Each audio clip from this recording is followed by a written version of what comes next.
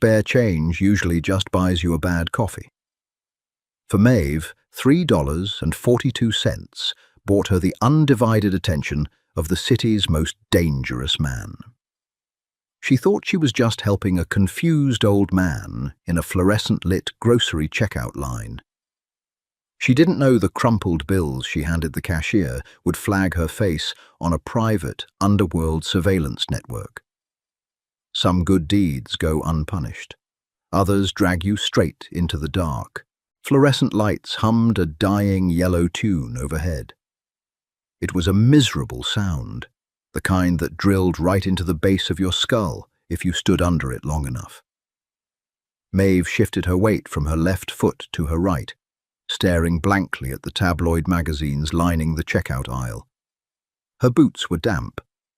November rain had a nasty habit of finding the cheap seams in fake leather. Ahead of her, the line was stalled. A heavy sigh escaped the woman directly in front of Maeve, followed by an aggressive check of a wristwatch. People in this part of the city were always in a hurry to get back to nowhere. Maeve leaned out slightly to see the hold-up. At the register stood an older man. He was small, slightly stooped, and aggressively fumbling through a worn leather wallet. "Sir, it's $23.40, the cashier said. She popped a bubble of pink gum, her eyes dead and fixed on the wall behind him. "You gave me a 20. Yes, I know." The old man's voice trembled. It wasn't the tremor of fear, but the frustrating, uncontrollable shake of age. His fingers, spotted and thin, scraped against the bottom of the empty coin pocket. "I had a 5. I know I had a 5. My boy gave it to me this morning." "Well, you don't have it now. Do you want me to put the milk back or the oranges?" The cruelty wasn't intentional. It was just the abrasive, sandpaper reality of minimum wage retail at 9 p.m. on a Tuesday. But the words hit the old man hard. His shoulders slumped. He looked down at the small cluster of items on the black conveyor belt. A carton of whole milk, a bag of bruised oranges, a loaf of cheap white bread. "No, I need the milk," he mumbled, his hands dropping to his sides. He looked entirely lost. Maeve watched his face. There was a profound, suffocating embarrassment in his pale blue eyes. It was a look she knew intimately.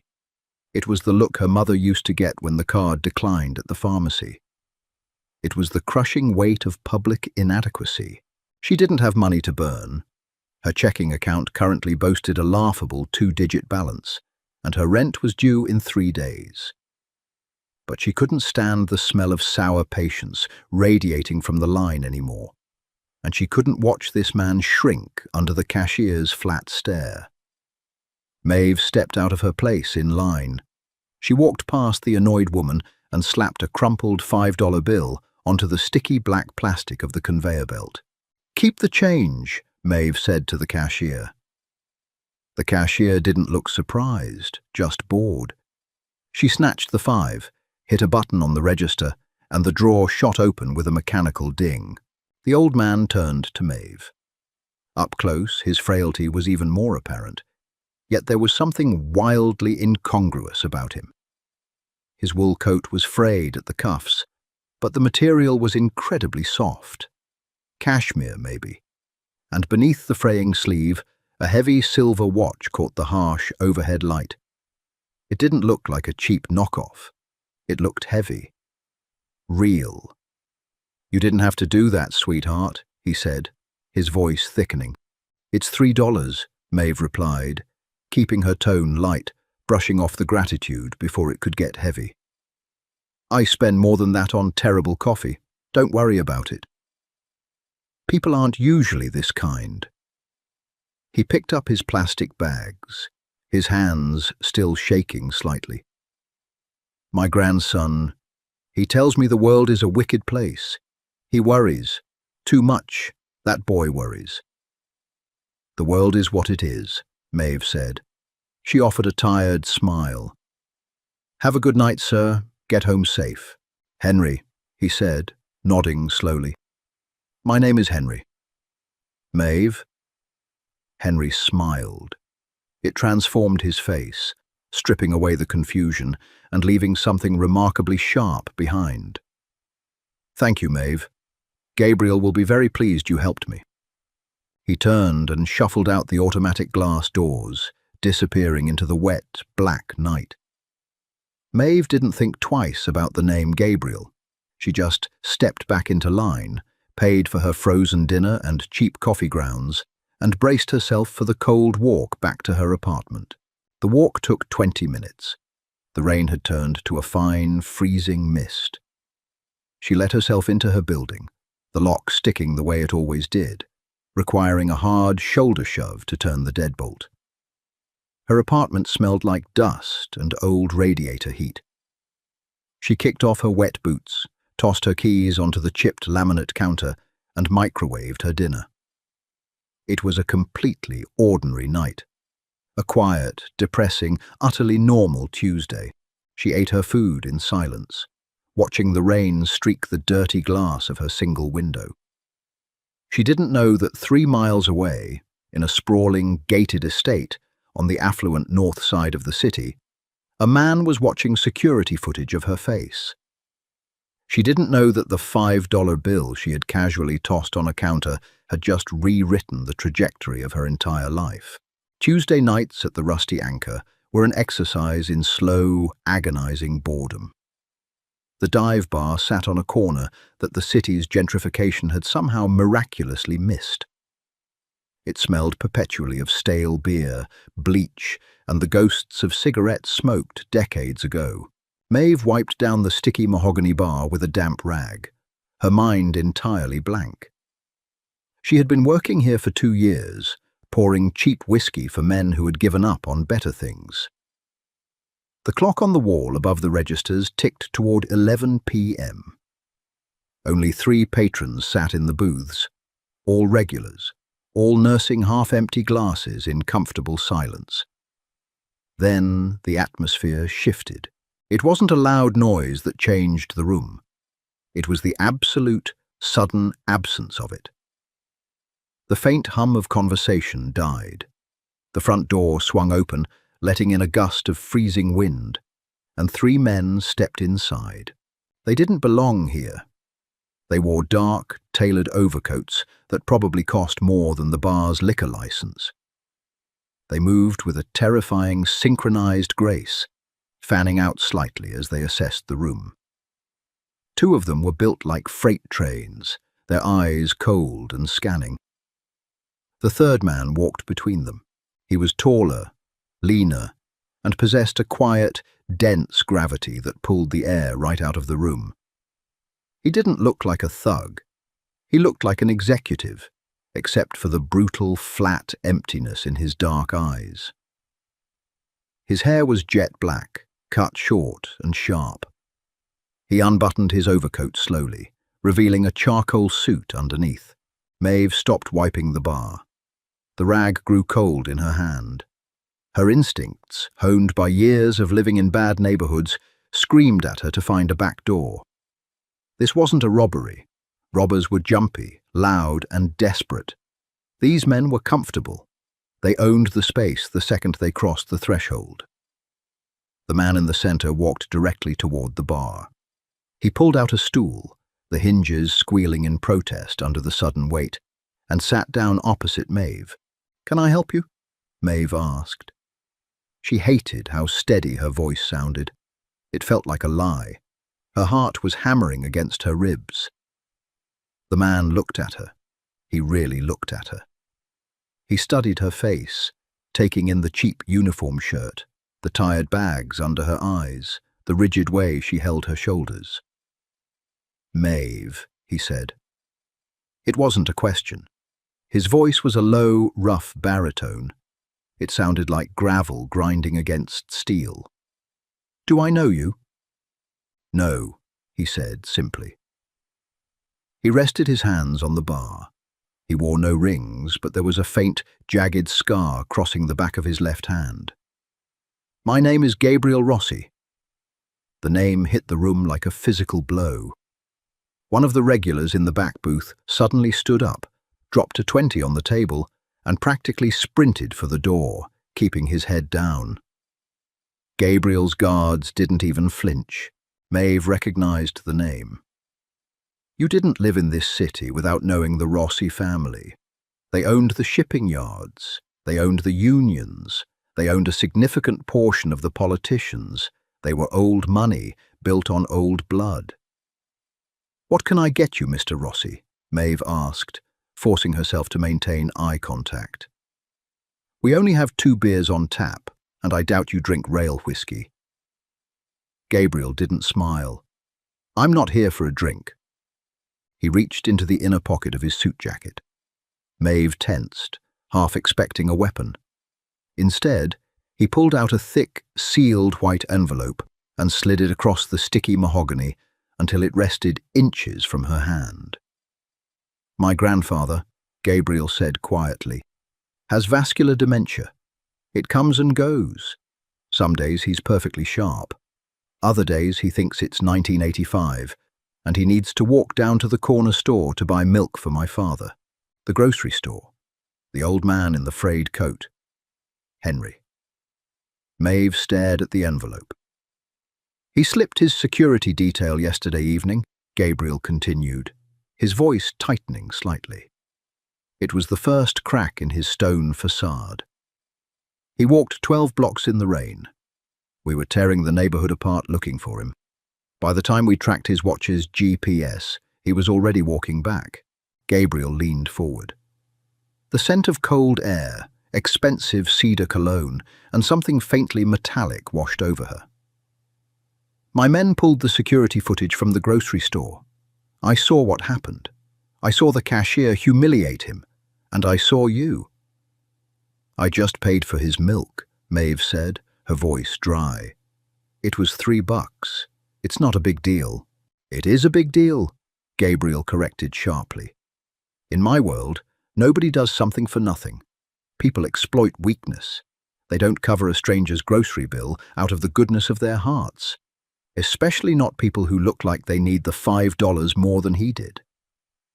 Maeve felt a flash of hot, defensive anger burn through her fear. "Excuse me? You're working in a failing bar, your shoes are falling apart, and you walk home to a subsidized apartment," Gabriel listed off with clinical precision. "You need money." He tapped the envelope. "There is $20,000 in there. Cash. It's a thank you. Take it." Maeve looked at the thick, white envelope. $20,000. It would clear her debts. It would fix her life. It was sitting right there. She looked up from the envelope to Gabriel Rossi's flat, expecting eyes. He thought he had her figured out. He thought everyone had a price, and he had just met hers. Maeve reached out. She didn't pick up the envelope. Instead, she placed 2 fingers on top of it and slid it firmly back across the bar until it hit Gabriel's hand. "I don't want your money," Maeve said. Her voice was quiet, but it held no tremble now. Gabriel frowned. The slight narrowing of his eyes was the most dangerous thing she had seen all night. "Excuse me." "It was $3, Maeve repeated, picking up her damp rag. "I did it because I wanted to go home, and he was holding up the line. I don't need a reward, and I definitely don't want to owe a favor to a guy like you. So, take your envelope, Mr. Rossi, and have a good night." Gabriel stared at her. The silence stretched, thick and suffocating. The 2 guards by the door shifted, their hands dropping subtly toward their waistbands. Gabriel raised a hand, a sharp, minimal gesture that froze his men instantly. He looked down at the rejected envelope, then back up at Maeve. Slowly, an unfamiliar expression crossed his face. It wasn't anger, it was curiosity. "You don't want to owe me," Gabriel repeated softly, testing the words on his tongue. "No." He picked up the envelope and slipped it back into his jacket. He didn't break eye contact. "All right, Maeve," Gabriel said, standing up. The stool didn't squeal this time. "I won't force you to take it, but I don't like unpaid debts, and I certainly don't like leaving loose ends." He turned and walked toward the door. His men opened it before he reached it. The freezing wind whipped through the bar once more, and then they were gone, swallowed by the night. Maeve stood frozen behind the bar, her hands shaking so hard she had to grip the wood to steady herself. She had just rejected $20,000 from a mafia boss. She thought she was being smart. She thought she was cutting the tie. She was wrong. She had just tied the knot. Paranoia is a quiet disease. It doesn't scream. It whispers. It makes you check the deadbolt 3 times instead of 2. It makes you memorize the license plates of the cars parked on your street. For 3 days after the encounter at the Rusty Anchor, Maeve lived in a state of suspended animation, waiting for the other shoe to drop. You didn't tell a man like Gabriel Rossi to take a hike without consequences. Thursday morning arrived with the pale, sickly light of a city struggling against winter. Maeve sat in the corner of a 24-hour laundromat, watching her faded work shirts tumble in the dryer. The place smelled of industrial bleach and cheap floral fabric softener. A fluorescent bulb flickered rhythmically above row 4, casting a twitchy, nervous strobe across the peeling linoleum floor. She was exhausted. Sleep had become a fragmented, elusive thing, broken by the memory of Gabriel's flat, dark eyes. The bell above the glass door chimed. Maeve didn't look up from her beat-up paperback. People drifted in and out of this place like ghosts. It wasn't until the heavy scent of cedar and cold rain overpowered the smell of bleach that her stomach dropped. Gabriel stood at the end of the aisle. He looked entirely absurd in this environment. He wore a dark navy wool coat over a charcoal turtleneck, the fabric hugging the broad lines of his shoulders. His shoes, polished black leather, probably cost more than the row of washing machines beside him. He wasn't flanked by guards this time. He was alone, and somehow that made him infinitely more intimidating. Maeve closed her book, marking the page with her thumb. "Are you stalking me, Mr. Rossi? Because I'm pretty sure there are laws about that, even for people who own the judges." Gabriel didn't smile. He walked slowly down the aisle, his gaze sweeping over the rusted coin machines, the overflowing trash bins, and finally settling on her. He stopped a few feet away, invading her space just enough to establish dominance, but keeping enough distance to avoid a physical threat. "My grandfather refused to eat his breakfast this morning," Gabriel said. His voice was a low rumble, blending with the rhythmic thumping of the dryers. Maeve blinked, completely derailed by the statement. She had braced herself for a threat, a bribe, or an eviction notice, not a dietary report. "I'm sorry. He has it in his head that the girl from the grocery store is in trouble," Gabriel continued, his jaw tightening. "Dementia is a cruel architect. It builds realities out of fragments. He remembers you paying for his groceries. He remembers my men bringing me the security footage.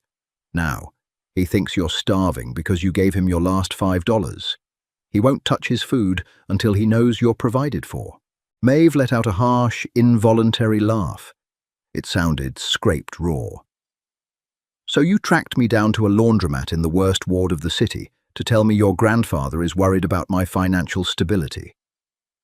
"I tracked you down," Gabriel said, leaning slightly against the vibrating metal of a washing machine, "because I have a problem I need to solve, and you are the crux of it." "I told you I don't want your money. I know what you told me." Gabriel's dark eyes locked onto hers, stripping away the defensive layers she tried to project.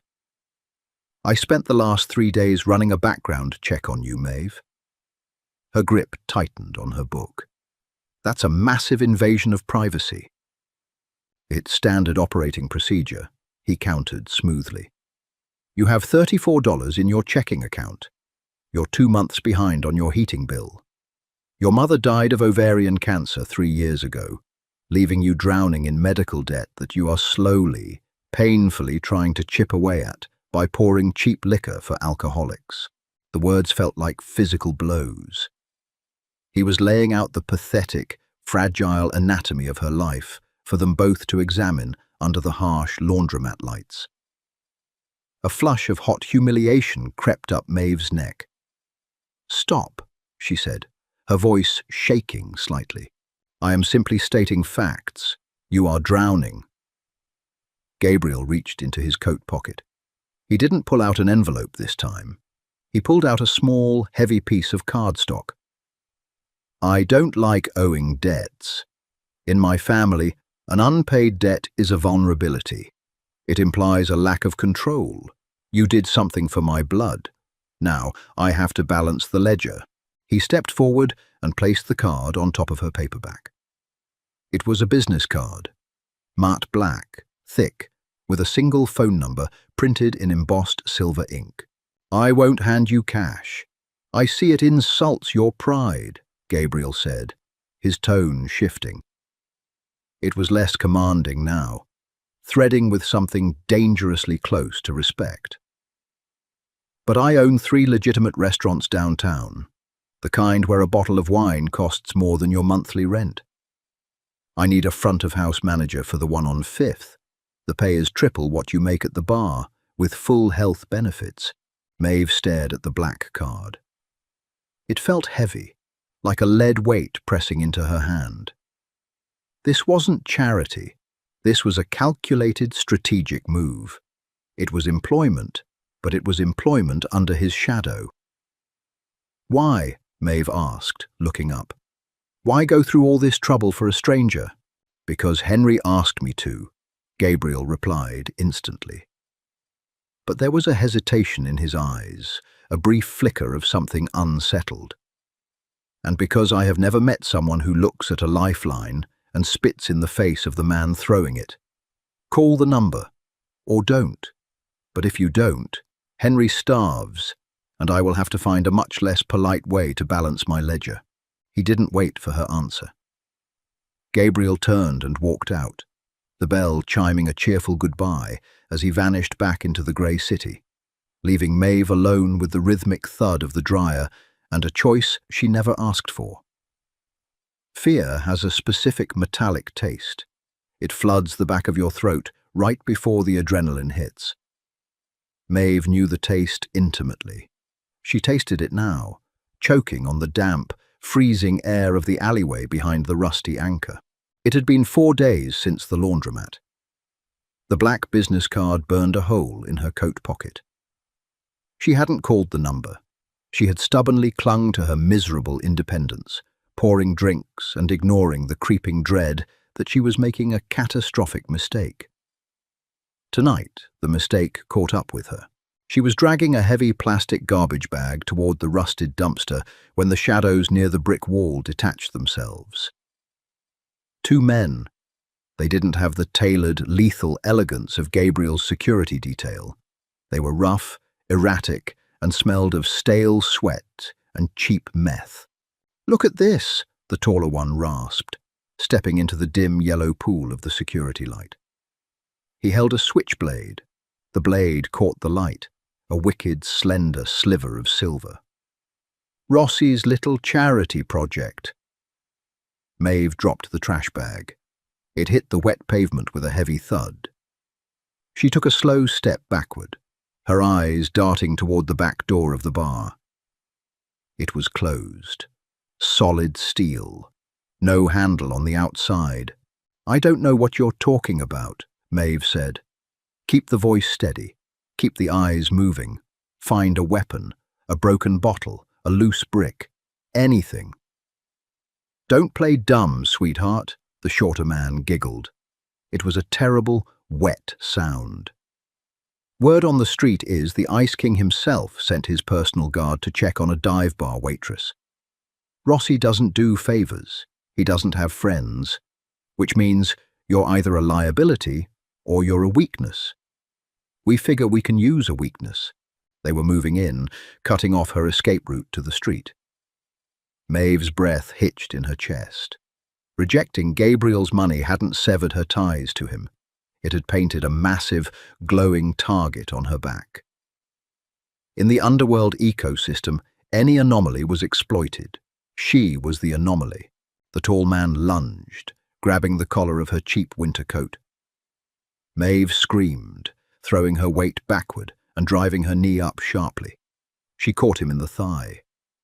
He grunted, his grip slipping, but he retaliated with a vicious backhand that caught her across the cheekbone. The force of the blow sent Maeve crashing into the metal side of the dumpster. Pain exploded behind her eyes, brilliant and blinding. She tasted blood. The man raised the switchblade, stepping over her. "Stupid bitch. Now we do this the hard way." He never finished the sentence. From the mouth of the alley, a shape moved with terrifying velocity. There was no shout, no warning, just the sickening wet crunch of bones snapping under immense pressure. Maeve blinked through the stars, exploding in her vision. The tall man was on the ground. He wasn't moving. His arm was bent at an impossible, grotesque angle. Standing over him was Gabriel Rossi. He didn't look like the tailored executive from the laundromat. He looked like violence incarnate. His overcoat was open, his posture coiled and brutal. The shorter man froze, his eyes widening in pure, unadulterated terror as he recognized the man who had just shattered his partner. "Mr. Rossi," the man stammered, raising his hands, dropping his own knife. "We didn't know. We thought she was just—" Gabriel didn't speak. He stepped over the unconscious body on the ground, grabbed the second man by the throat, and slammed him backward into the brick wall. The impact knocked the breath from the man's lungs in a sharp hiss. Maeve pushed herself up against the dumpster, clutching her throbbing cheek. She watched, paralyzed, as Gabriel squeezed. The muscles in his back corded tight beneath his suit. The man's legs kicked frantically, his hands tearing uselessly at Gabriel's iron grip. Gabriel's face was an absolute void. There was no anger, no pleasure, just the clinical application of lethal force. "Gabriel, stop!" Maeve's voice was a ragged whisper. She wasn't even sure he heard her over the rain and the desperate gasps of the dying man.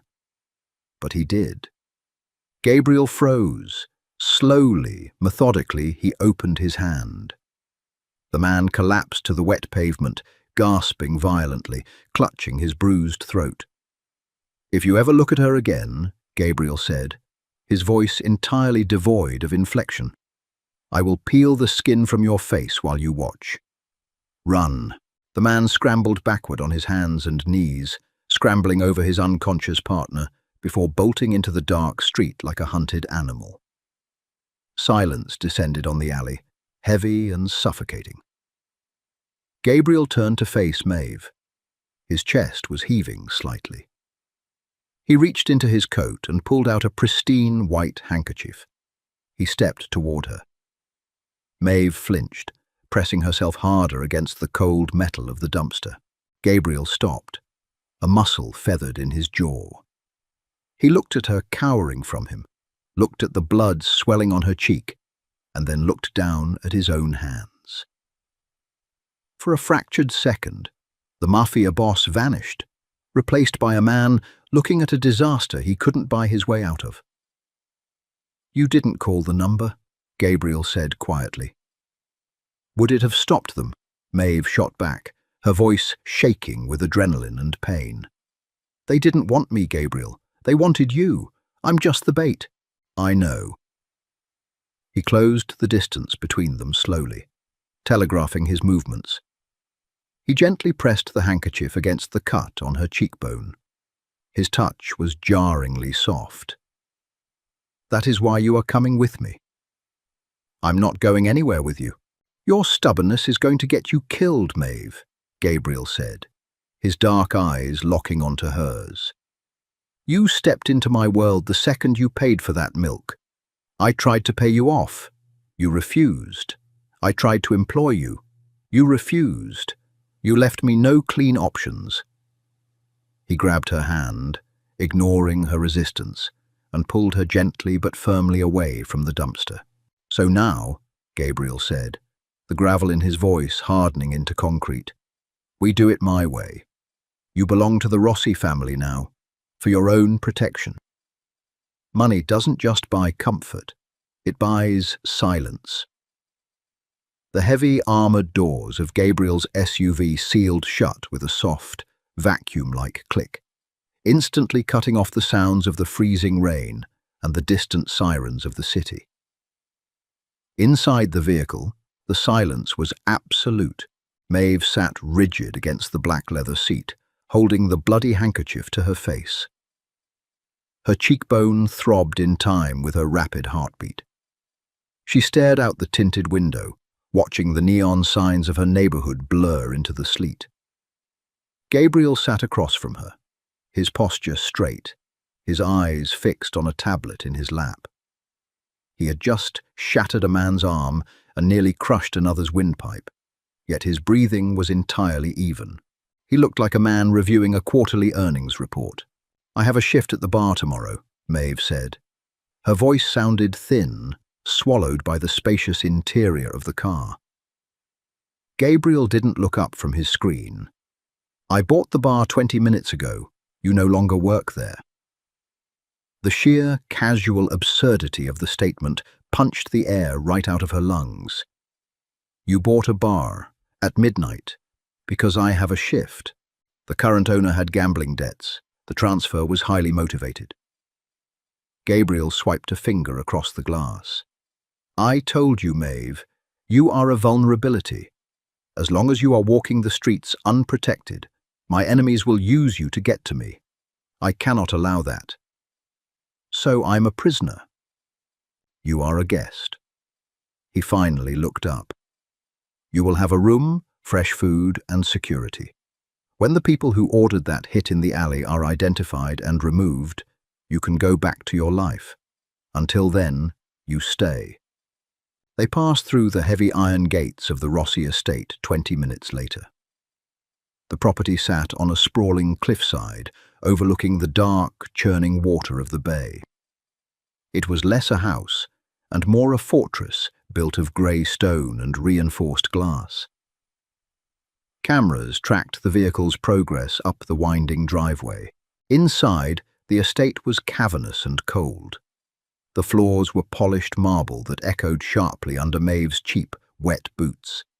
Everything smelled of lemon polish and sterile air conditioning. There were no photographs, no clutter, no signs that human beings actually lived here. It looked like a museum exhibit of immense wealth. A man in a white medical coat was waiting in the foyer. Gabriel gestured toward Maeve. Fix her face. No narcotics unless she asks for them. The doctor guided her to a brightly lit side room, sitting her down on a leather exam chair. He cleaned the cut on her cheek with cold efficiency, applied butterfly closures, and handed her an ice pack. He didn't ask her name. He didn't ask what happened. In this house, people clearly knew better than to ask questions. When she emerged, Gabriel was standing at the base of a sweeping dual staircase. He had shed the overcoat, leaving him in the dark turtleneck and suit trousers. Without a word, he led her up the stairs and down a long, dimly lit corridor. He opened a heavy oak door and stepped aside. The guest room was larger than Maeve's entire apartment. A massive king-sized bed dominated the space, flanked by floor-to-ceiling windows overlooking the rain-lashed bay. A fire was already crackling in a stone hearth. "Your clothes are wet," Gabriel noted, his eyes dropping briefly to her shivering frame. "There is a wardrobe in the dressing room. The tags are still on. Wear what you want. Tomorrow, someone will collect your personal effects from your apartment. I don't want your clothes. I want my own things." "Your apartment was compromised the moment those men cornered you," Gabriel replied, his tone hardening. "They know where you live. They know your routines. Going back there is suicide. Accept the reality of your situation, Maeve. It will make this much easier." "And what about Henry?" she shot back. "Does he know you drag women off the street to balance your ledgers?" A shadow passed over Gabriel's face. It was the first genuine crack in his composure since the alley. "My grandfather is asleep. He had a difficult day. You will not disturb him." "Right, because the great Gabriel Rossi can control everything except a dying man's memory." It was a cruel thing to say. Maeve knew it the moment the words left her mouth. She was angry, terrified, and lashing out at the only target available. Gabriel stepped fully into the room. The air pressure seemed to change, dropping 10 degrees. He walked slowly toward her, stopping only when the toes of his expensive shoes nearly touched her damp boots. He looked down at her. "I control what I must to keep my family alive," Gabriel said, his voice dropping to a dangerous, gravelly whisper. "I do terrible things to terrible people, so my grandfather can die in a warm bed instead of bleeding out in a warehouse. You think you understand my world because you pour drinks for losers and dodge muggers on your walk home. You know nothing." He turned on his heel. "Lock the door if it makes you feel better. The guards outside will ensure you aren't disturbed." The door clicked shut behind him. The lock engaged from the outside. Maeve stood alone in the center of the massive, beautiful room, the ice pack burning against her skin. She walked over to the window and looked out at the black water. She wasn't just a guest. She was a piece on a chessboard, completely at the mercy of a man who didn't know how to lose. 4 days in a fortress changes a person. The initial terror calcified into a dull, grinding frustration. The Rossi estate ran like a high-end military installation. Meals were delivered precisely at 8, 1, and 7. Maids materialized like ghosts to clean rooms and vanished just as quickly. The perimeter was patrolled by silent men in dark suits, carrying concealed weapons. Maeve refused to assimilate. She left the designer clothes hanging in the cedar-lined wardrobe, choosing instead to wash her cheap jeans and work shirt in the massive porcelain sink of her en-suite bathroom, hanging them over the heated towel racks to dry. She refused the trays of prime rib and seared scallops, walking down to the industrial kitchen at odd hours to make herself plain toast and black coffee. She was looking for friction. She needed to know the edges of her cage. It was Thursday morning, precisely 6 a.m. The kitchen was empty, entirely devoid of the bustling staff that usually arrived at 7. Maeve stood in her faded jeans, barefoot on the cold tile, waiting for the water in the kettle to boil. A shuffling sound broke the silence. Maeve turned. Standing in the archway was Henry. He looked significantly smaller than she remembered from the grocery store. He wore a heavy silk bathrobe, but his frame was drowning in it. His white hair was mussed, and his eyes held that terrible, glassy emptiness of a mind untethered from the present. "Maria," Henry called out, his voice frail and trembling. "Maria, the stove is cold. My father needs his coffee." Maria, not Gabriel. He was slipping backward by decades. Maeve didn't panic. You didn't work in a dive bar without learning how to handle people who weren't in their right minds. The strategy was always the same: agree, redirect, and anchor. "I'm sorry, Henry," Maeve said, keeping her voice incredibly soft and even. She stepped away from the kettle, keeping her hands visible. Maria stepped out for a moment. "I'm taking over the coffee." Henry blinked, staring at her. The confusion deepened, his brow furrowing. "You aren't Maria? Where is my coat? I need to go down to the docks, the shipment." He started to turn, his breathing growing shallow and panicked. "The boys at the dock, they won't unload without me. The docks are closed today due to the rain, Henry," Maeve lied smoothly, walking slowly toward him. She pulled out a heavy oak bar stool. The foreman called. Everyone went home. Why don't you sit down, and I'll bring you that coffee? He hesitated, looking toward the dark windows. The rain was, in fact, lashing against the glass. The physical evidence seemed to anchor him slightly. His shoulders dropped. Closed, he muttered. Closed. Good, my back hurts. He shuffled to the stool and sat down heavily. Maeve quickly fixed a mug of black coffee, adding 2 sugars just to give him something to taste, and slid it across the marble island. Henry wrapped his spotted hands around the warm ceramic. Thank you, sweetheart, he murmured. You're welcome. He doesn't know how to do it, you know, Henry said suddenly, staring into the black liquid. His voice shifted, sounding suddenly clearer, heavier. Who doesn't? Gabriel. Henry looked up, and for a fleeting second the fog cleared. The sharp, intelligent eyes of the patriarch returned. He knows how to build the walls. He knows how to shoot the wolves. But he doesn't know how to live inside the house. He thinks fear is the same thing as safety.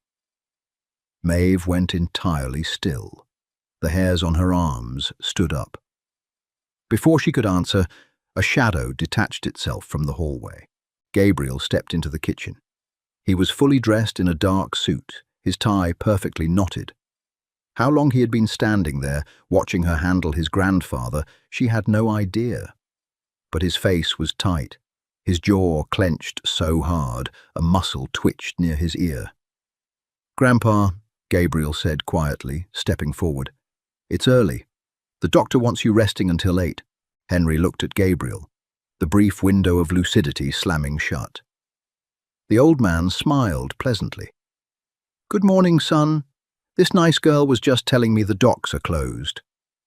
They are, Gabriel agreed smoothly, his eyes flicking to Maeve. There was a complex weight in his gaze, something caught between gratitude and intense irritation. Let's get you back upstairs. The floors down here are cold. He helped the old man up, his large hands incredibly gentle on Henry's fragile shoulders. As they reached the archway, Gabriel stopped and looked back at Maeve. My office. Tonight at 10, Gabriel commanded softly. We need to talk. The day dragged by. When the grandfather clock in the hallway chimed 10, Maeve pushed open the heavy mahogany doors of Gabriel's office. The room smelled of old leather, expensive scotch and wood smoke. Gabriel was sitting behind a massive desk, pouring amber liquid into 2 crystal glasses. He didn't look up as she entered. He just pushed one glass across the polished wood. I don't drink while I'm working, Maeve said, staying near the door. You aren't working, and neither am I. Gabriel picked up his glass, taking a slow sip. He looked exhausted. The brutal, untouchable armor was entirely gone, leaving behind a man who looked like he carried the weight of a crumbling empire.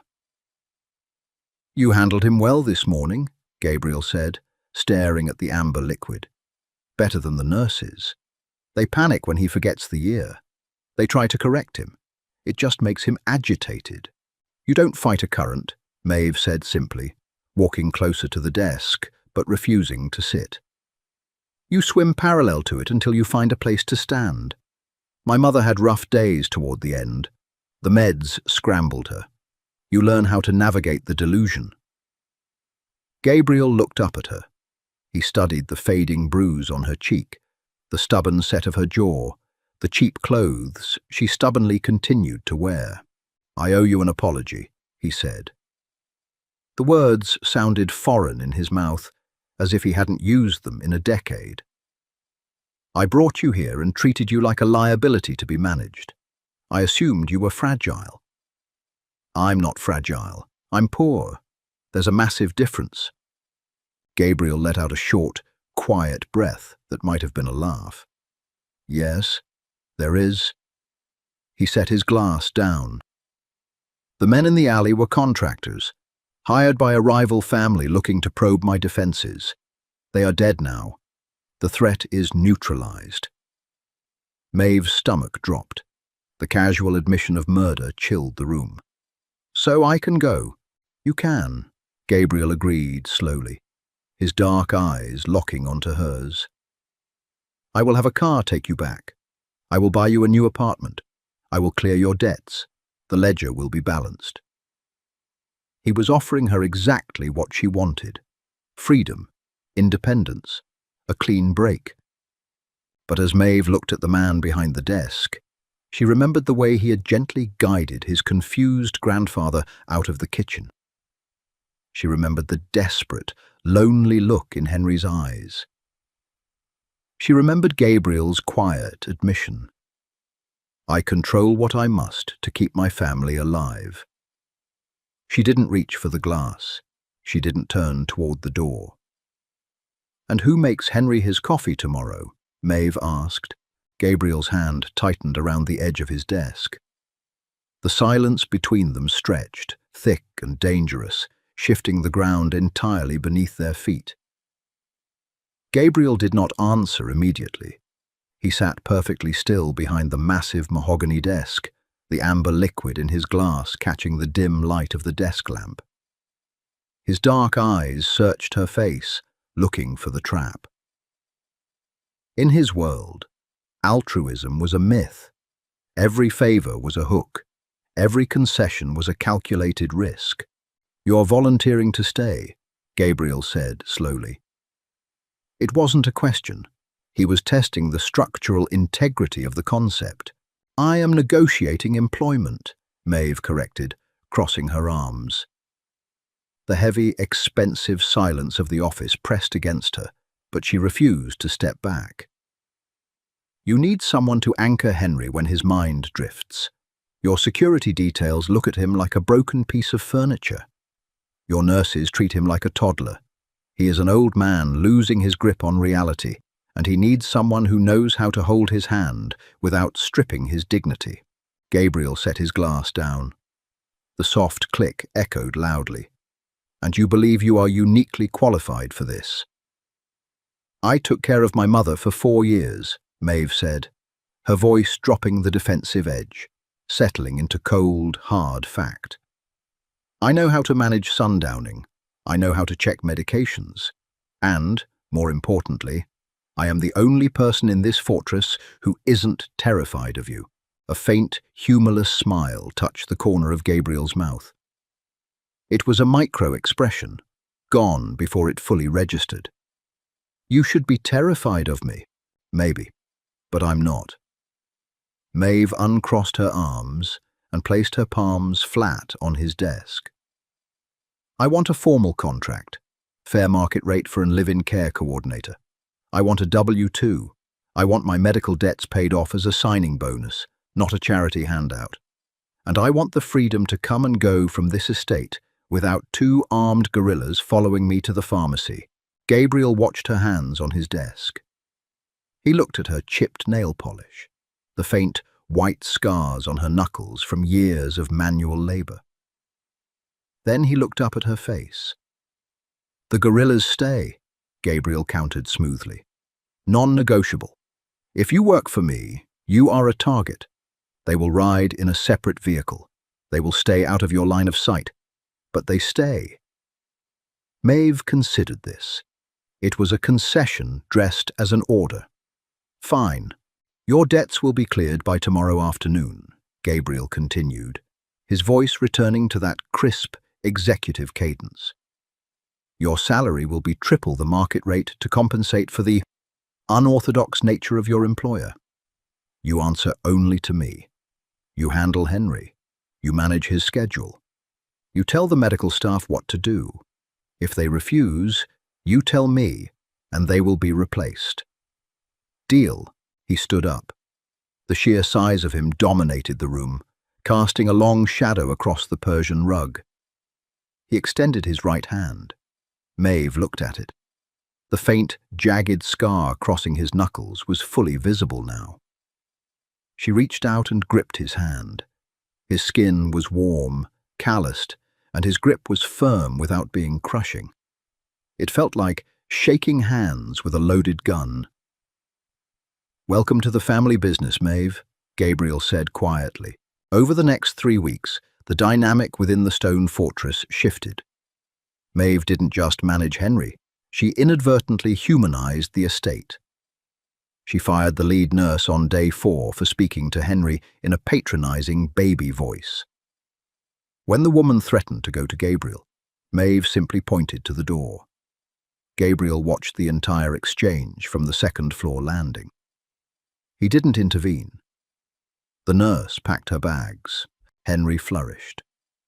Maeve established a rigid routine, anchoring his days with familiar, tangible tasks. She bought him cheap 100-piece puzzles that they completed at the kitchen island. She played old radio broadcasts from the 1950s. She learned the exact ratio of cream to sugar he preferred. Gabriel became a ghost, haunting his own home. He left early, returning late into the night.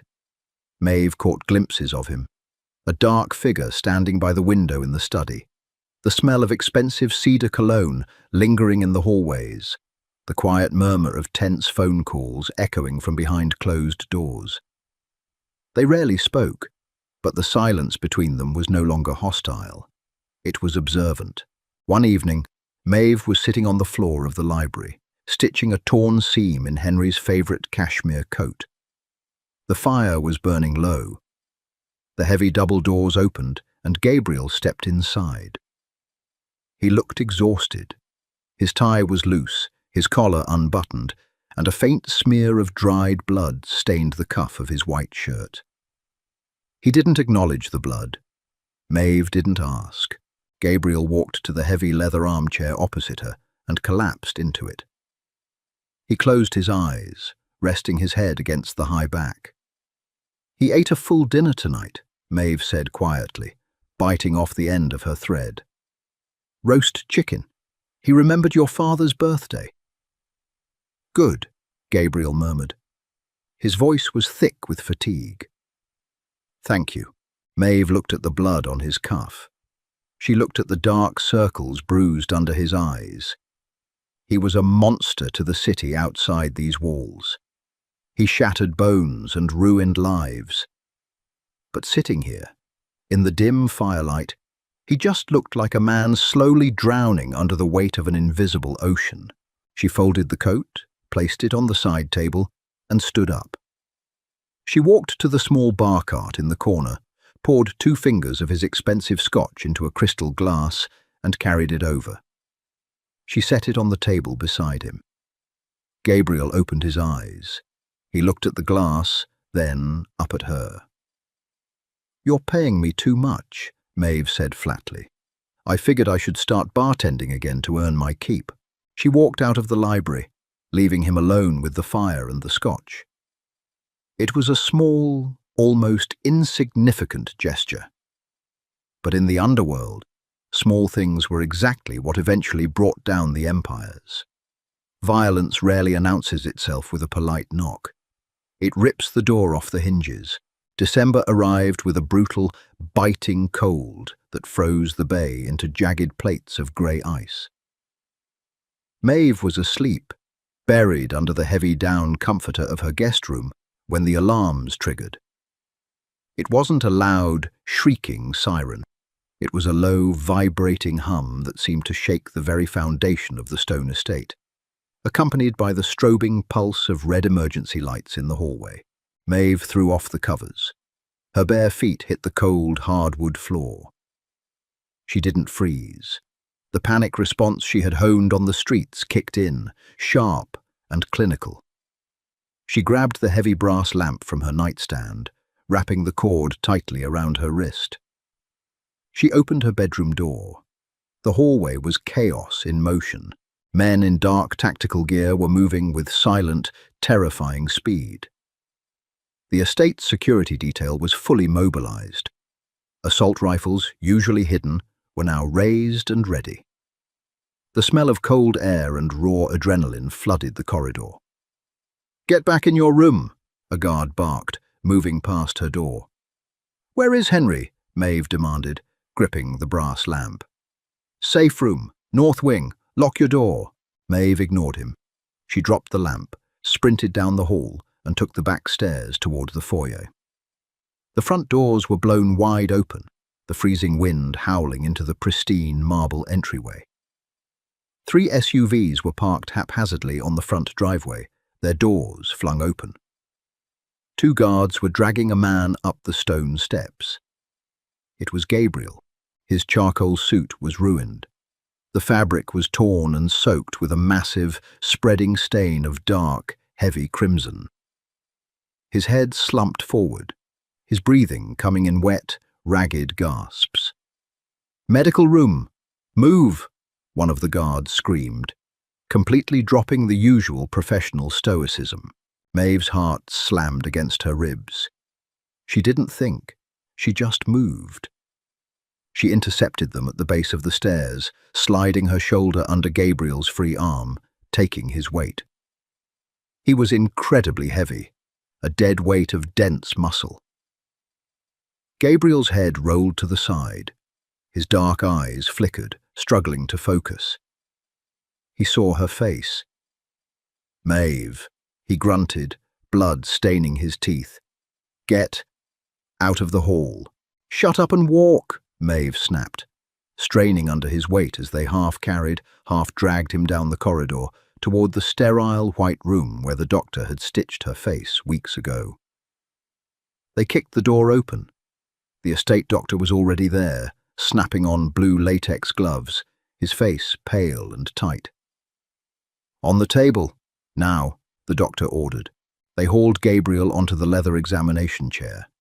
He groaned, a deep, animalistic sound of pure agony as his back hit the surface.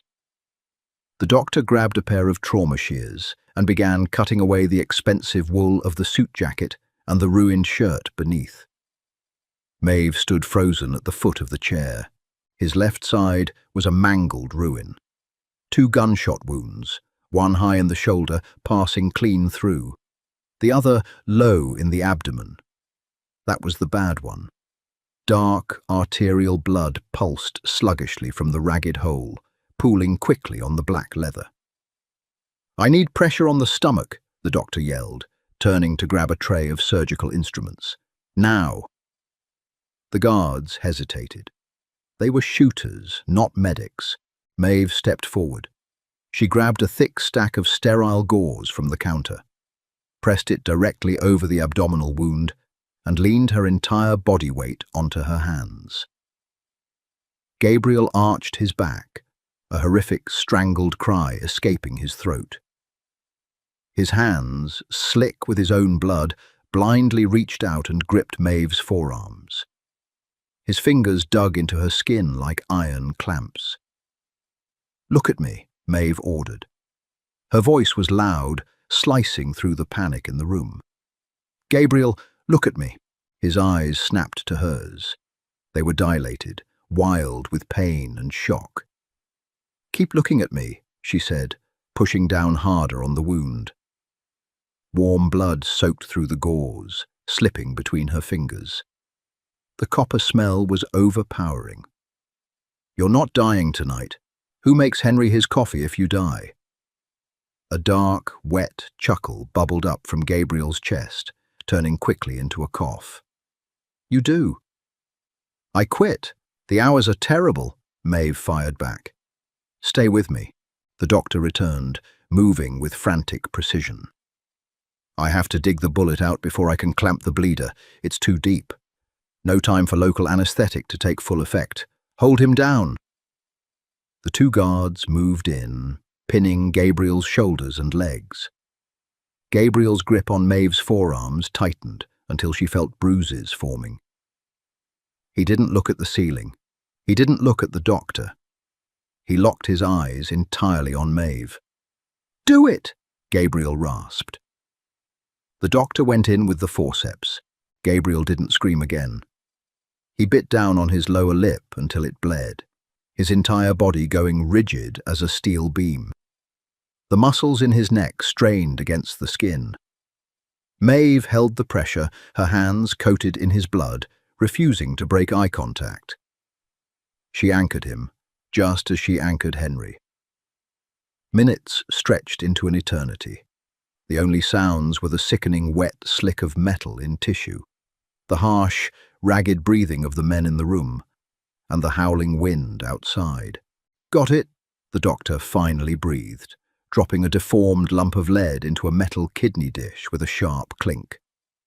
"Clamping the artery. Bleeding is slowing. He's going to make it." Gabriel's head fell back against the leather. His eyes fluttered shut. His grip on Maeve's arms slowly loosened, his hands falling limply to his sides. He was out. Maeve stepped back. The doctor took over, packing and stitching the wound. She walked over to the stainless steel sink in the corner. She turned the faucet on, the water running cold. She stared down at her hands. They were entirely coated in Gabriel's blood. The water turned a pale, watery pink as it circled the drain. She had thought her job was to protect an old man from a ruthless world. As she scrubbed the blood from under her fingernails, the cynical, cold reality settled into her bones. She wasn't just an employee anymore. She was neck-deep in the violence. The ledger wasn't balanced. It was bleeding, and she was the one holding the gauze. 3 days passed in a haze of antiseptic and hushed voices. Gabriel did not die. Men like him rarely surrendered to something as pedestrian as a bullet. He woke up 30 hours after the surgery, pale, furious, and barking orders at his lieutenants from the medical bed. Maeve stayed out of the way. She kept Henry occupied in the sunroom, playing endless games of gin rummy and lying through her teeth about Gabriel's absence. She told the old man his grandson was in Chicago, finalizing a shipping contract. Henry accepted the lie with a gentle nod, his mind comfortably wrapped in the wool of the fiction. On the 4th night, the estate finally fell quiet. The lieutenants went home. The extra security shifted to the perimeter. Maeve walked into the medical room holding a glass of ice water. The machines hummed a low, steady rhythm. Gabriel was awake. He was sitting up slightly, propped against rigid white pillows, the heavy bandages thick beneath his unbuttoned shirt. He looked like a ruin, but the flat, dangerous intensity in his eyes remained entirely intact. He tracked her movement as she crossed the room and set the glass on the metal tray beside him. "You lied to Henry," Gabriel said. His voice was a rasp, stripped of its usual smooth bass. "I protected him," Maeve corrected, pulling up a plastic chair and sitting down. She didn't flinch under his stare. "There's a difference, and you owe me for the dry cleaning. Your blood ruined my favorite shirt." Gabriel looked away, staring at the blank white wall opposite his bed. For a long time, the only sound was the mechanical click of the IV drip. The silence wasn't hostile. It was heavy with the things they hadn't said since she stood over him, holding his artery shut. "The men who hit the house," Gabriel started, his voice dropping into a dangerous register, "were a splinter faction of the Costa Syndicate. They thought I was distracted. They thought bringing a civilian into the house made me soft." "Did it?" Gabriel turned his head slowly. He looked at her, really looked at her. He took in the cheap jeans, the tired posture, the sheer, stubborn grit that kept her rooted in a chair beside a man who brought death to his own doorstep. "No," Gabriel said quietly. "It made me careless. I assumed my walls were high enough to keep the wolves out. I forgot that wolves don't climb walls. They wait for the gate to open." He reached out. His movements were stiff, his muscles screaming against the stitches. He picked up a manila folder resting on the edge of his mattress and tossed it onto Maeve's lap. "What is this?" she asked. "Passports. A new identity. A bank account routed through a shell corporation in Zurich with enough money to disappear permanently." Gabriel leaned back, closing his eyes, the effort costing him visibly. The Costa-faction is gone. I spent the last 3 days ensuring every man involved in the raid was buried in the foundation of the new South Side development. But there will be others. There always are. You saw the reality of my life 4 nights ago, Maeve. It isn't a game. It is a slaughterhouse. Maeve opened the folder. The documents were flawless. The bank statement showed a figure with too many zeros for her brain to comfortably process. It was the ultimate payout. She could leave this stone fortress, leave the blood, leave the crushing gravity of Gabriel Rossi. She closed the folder. She didn't look at the money. "Does Henry know how to play gin rummy?" Maeve asked. Gabriel opened his eyes, a deep frown creasing his forehead. "What? Because he cheated twice this afternoon," Maeve said, leaning back in her chair. "He palmed a card. His dementia is real, but he uses it as a shield when he wants to win. He's sharp, Gabriel, and he knows you're hurt. He asked me why the hallway smelled like iodine. I had to tell him a guard cut his hand on broken glass." Gabriel stared at her, utterly derailed by the pivot. "Maeve, I am giving you the exit. I know what you're giving me." She tapped the folder. "It's a clean conscience for you. If I take this, you don't have to worry about my blood on your hands. You get to go back to being the untouchable king on the hill. But you're bleeding, Gabriel. Your grandfather is slipping away, and your empire is cracking at the edges." She stood up. She dropped the manila folder onto the metal tray, right next to the ice water. "I told you I negotiate my own terms," Maeve said, her voice dropping to a low, quiet hum of absolute certainty. "I don't run from a fight, and I don't abandon my debts. You brought me into this house to anchor your family. Now, you're stuck with me." Gabriel looked at the discarded folder, then up at Maeve. The cynical, brutal armor he wore for the world finally cracked, completely and irreparably. A slow, genuine smile touched his lips, a rare, terrifying thing that changed the entire landscape of his face.